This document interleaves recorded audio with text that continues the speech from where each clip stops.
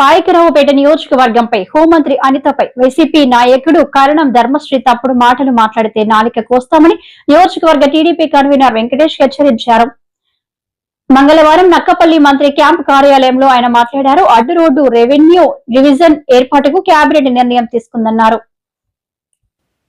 ఒకరికొకరు స్వీట్లు తినిపించుకొని అనితమ్మ నాయకత్వం వర్ధిల్లాలంటూ నినాదాలు. ముఖ్యమంత్రి చంద్రబాబు, ఉప ముఖ్యమంత్రి పవన్ కళ్యాణ్, రెవెన్యూ మంత్రి అనగాని సత్యప్రసాద్, హోంమంత్రి అనితకు ప్రత్యేక ధన్యవాదాలు తెలిపిన పేట నియోజకవర్గ నాయకులు. పాయకరావుపేట నియోజకవర్గ కన్వీనర్ కొప్పిశెట్టి వెంకటేష్ కామెంట్స్. అడ్డురోడ్డు కేంద్రంగా రెవెన్యూ డివిజన్ ఏర్పాటు చేయడం చాలా సంతోషం. అధికారులు కూడా ఇప్పటికే స్థలాన్ని పరిశీలించారు. ముఖ్యమంత్రి చంద్రబాబు, ఉప ముఖ్యమంత్రి పవన్ కళ్యాణ్, రెవెన్యూ మంత్రి అనగాని సత్యప్రసాద్, హోంమంత్రి అనితకు ప్రత్యేక ధన్యవాదాలు. పాయకరావుపేట నియోజకవర్గం అభివృద్ధి కోసం హోంమంత్రి అనిత నిరంతరం కష్టపడుతున్నారు. 2014 నుండి 2019 వరకు మంత్రి అనిత సారథ్యంలో నియోజకవర్గంలో అనేక అభివృద్ధి కార్యక్రమాలు చేపట్టారు. ఆర్డీఓ గారు వచ్చి ఆ స్థలాన్ని కూడా పరిశీలించడం జరిగింది. దీనికి ప్రత్యేకంగా చంద్రబాబు నాయుడు గారికి, పవన్ కళ్యాణ్ గారికి, రెవెన్యూ మంత్రి అనగాని సత్యప్రసాద్ గారికి, అలాగే ముఖ్యంగా ఈ నియోజకవర్గ అభివృద్ధి ప్రదాత రాష్ట్ర హోం మరియు విపత్తుల శాఖ మంత్రి వంగల్పూడి అనిత్ గారికి ప్రత్యేక ధన్యవాదాలు తెలియజేసుకుంటున్నాం. ఎప్పుడూ కూడా ఊహించని విధంగా ఈ ప్రాంతం అభివృద్ధి చెందడంలో మరి ముఖ్య పాత్ర పోషిస్తున్న అనితమ్మకి నియోజకవర్గ ప్రజల తరపున, మన నాయకుల తరపున, మన అందరి తరపున కూడా ప్రత్యేక ధన్యవాదాలు.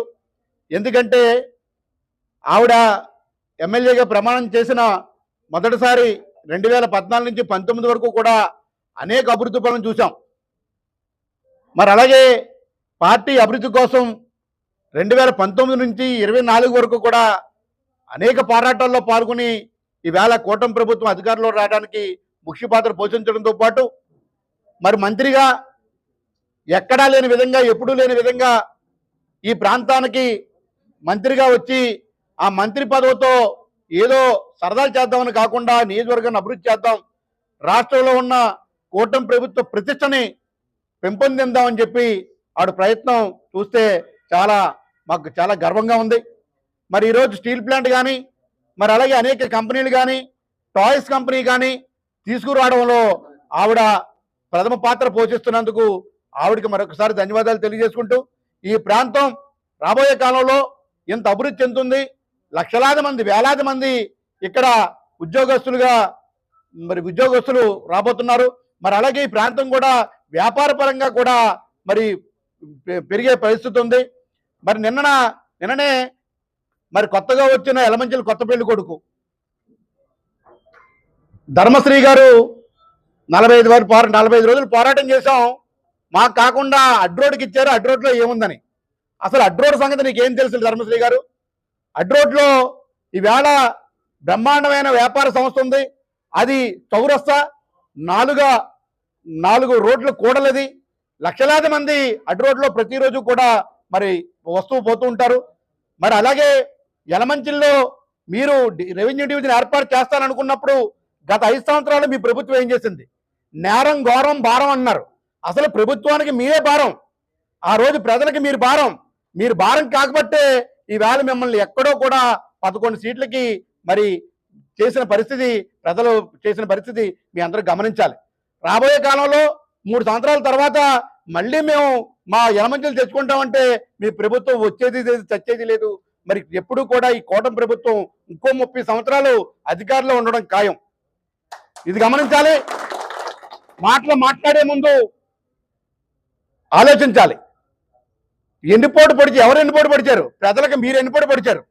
అండి ఇస్తామని చెప్పి ఏమీ ఇవ్వకుండా పప్పు బెల్లాలు ఇచ్చి అభివృద్ధిని అంగంలో తొక్కేసి మీరు మాత్రం మరి బ్రహ్మాండంగా ఎదిగారు తప్ప మరి ఎక్కడా కూడా ఈ ప్రజల అభివృద్ధి కోసం, ఈ ప్రాంత అభివృద్ధి కోసం ఏనాడు కూడా మీరు మరి పాలు పంచుకోలేదని చెప్పి తెలియజేసుకుంటూ మరొకసారి మిమ్మల్ని హెచ్చరిస్తున్నాం. మరి పాయకరావుపేట నియోజకవర్గం గురించి కానీ, అనితమ్మ గారి గురించి కానీ, లేదా మీరు ఏ తప్పుడు మాటలు మాట్లాడితే మాత్రం నాలుగు కోస్తామని చెప్పి తెలియజేసుకుంటూ రాబోయే కాలంలో ఈ ప్రాంతం అభివృద్ధి చేయబోతుంది. మరి ఇన్నాళ్ళు బట్టి మీకు లేని పరిస్థితిని మీ వేళ తీసుకొస్తున్నాం అంటే సంతోషించాలి. యలమంచిలైనా పాకిరేపేట అయినా సరే పక్క నియోజకవర్గాలు అన్నదమ్ముల వల్లే మేమందరం కలిసి ఉంటాం. ఒకప్పుడు పాలమానపేట నుంచి నర్సీపట్నం ఆర్టీ ఆఫీస్కి వెళ్ళాలంటే సుమారుగా 65 కిలోమీటర్లు వెళ్ళవలసి ఉంటుంది. ఇవాళ మరి దగ్గరగా పవన్ కళ్యాణ్ గారు ఏకమవి మన అడ్రోడ్ జంక్షన్ ని ఆర్డీఓ కార్యాలయంగా ప్రయత్నించడం చాలా హర్షణీయం. ఎందుకంటే ఎలక్షన్ లో ఇవ్వలేని హామీలు కూడా ఈ రోజు మన నియోజకవర్గంలో తీసుకురావడం అనేది చాలా శుభ పరిపాలన. ఎందుకంటే ఇక్కడ స్టీల్ ప్లాంటే కానివ్వండి, టాయ్ కంపెనీ కానివ్వండి, అనేక కంపెనీలు తీసుకొచ్చి మంచి నియోజకవర్గాన్ని అభివృద్ధి పథంలో నడిపించడమే కాకుండా ఈరోజు డివిజన్ అంటే ఈరోజు నర్సీపట్నం వెళ్ళి ఆర్డీఓ ఆఫీస్కి వెళ్ళి అంత దూరం వెళ్ళిన తర్వాత వాళ్ళు ఉంటారో తెలియని పరిస్థితిలో ఈరోజు మన నియోజకవర్గంలోనే డివిజన్ ఏర్పాటు చేయడం చాలా ఆనందదగ్గ విషయం. నేను ముందే చెప్పాను మేడం గారికి, గత 2 years బ్యాక్ ఆ అనే అక్షరం అమ్మ చాలా స్పీడ్గా ఉంటుంది. ఎందుకంటే ఆ అంటే అంబానీ, ఆ అంటే అనితమ్మ, ఆ అంటే అచ్యుతాపురం, ఆ అంటే అడ్రోడ్, ఆ అంటే అబద్ధం, ఇవన్నీ కూడా ఆ అనే అక్షరాలు చాలా స్పీడ్గా వెళ్తున్నాయని చెప్పాను. అందులో భాగంగా ఈరోజు అడ్రోడ్ ఆ అనే అక్షర పదం ఉంది కాబట్టి అభివృద్ధి పథంలో దూసిపోతుంది. చాలా సంతోషంగా ఉంది. అదే రాయవరం మండలంలో నేను భాగస్వామ్యం కలగడం నాకు చాలా సంతోషంగా ఉంది. ఇలాగే ఇంకా ఆ పక్క నియోజకవర్గ ఇన్ఛార్జ్ ఆయన చెప్తాడు, ఈ రోజు గుర్తొచ్చిందంట అమ్మమ్మ గారు ఊరంట, పుట్టిన ఊరంట, ఎక్కడ యలమంచిలి. మరి ఇన్ని సంవత్సరాల రాజకీయ చరిత్రలో యలమంచిలో ఎందుకు పోటీ చేయలేదని మేము సూటిగా అడుగుతున్నాం. ఆయన కుళ్ళండి. ఈ రోజు హోమ్ మినిస్టర్ గారు ఇక్కడ ప్రాతినిధ్యం వహించడం వల్ల మన పాకిరేపేట నియోజకవర్గానికి ఆర్డీఓ ఆఫీస్ రావడం జరిగింది. మీకు ఏమైనా చెయ్యాలన్న అభిప్రాయం ఉంటే గతంలో ప్రభుత్వం మీదే కాబట్టి మీరు ఎందుకు చేయలేకపోయారని నేను ప్రశ్నిస్తున్నాను. అలాగే ఇలాంటి మరిన్ని అభివృద్ధి కార్యక్రమాలు మన